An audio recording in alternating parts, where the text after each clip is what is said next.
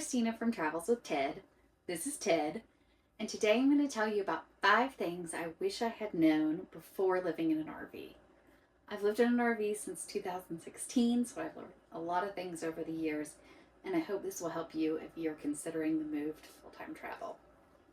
1. Bigger isn't always better. When we first moved into an RV, we were looking to maximize our storage space and get as much as we possibly could, so we bought a 35-foot fifth wheel.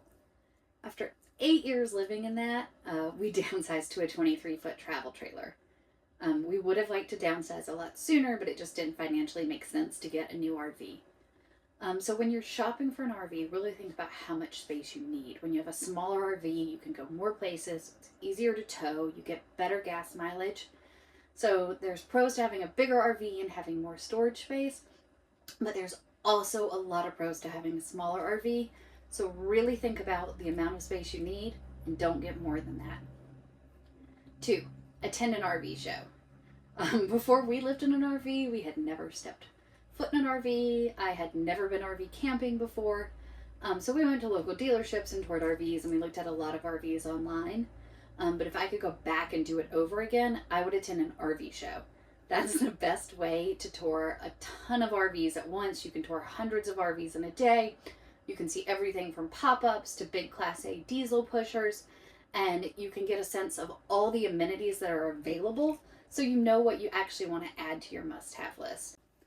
You don't want to necessarily buy an RV at the RV show, but you want to go and tour as many RVs as possible so you can see everything that's available. 3, boondocking is great sometimes. When you're watching RV life videos or vlogs on YouTube, boondocking looks really great. You've got all this space and you're not crowded and it's free, and boondocking is great. For all those reasons, you can have free camping with incredible views, and those have been some of our favorite experiences. And in our current travel trailer, we got more solar panels and an inverter so that we're able to boondock more often because we really enjoy it. On the other hand, when it's hot outside, we can't run the air conditioning boondocking.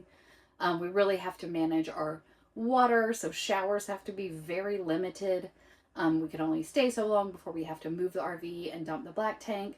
And so when I'm working a 60-hour work week and it's 90 degrees outside, I just want to be at an RV park with full hookups and be able to run the air conditioning all day long and take a shower.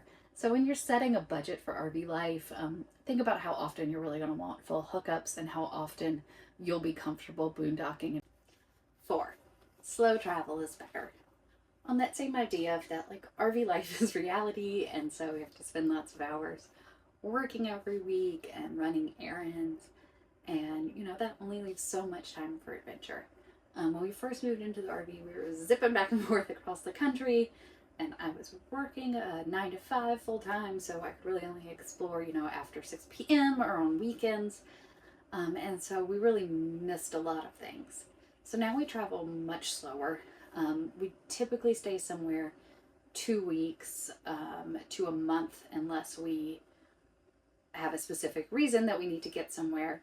So we really try to travel a lot slower so we have plenty of time to see everything, hike all the trails we want to hike, but we also have time to do all the work and daily life things.